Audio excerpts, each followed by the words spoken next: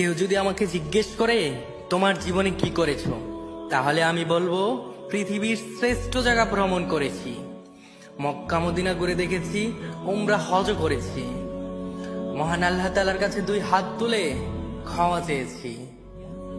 আল্লাহর কাছে লাখ কোটি শুকরিয়া, মহান আল্লাহ তাআলা আমাকে মক্কা মদিনা ঘুরে দেখার সুযোগ করে দিয়েছেন। আমিন।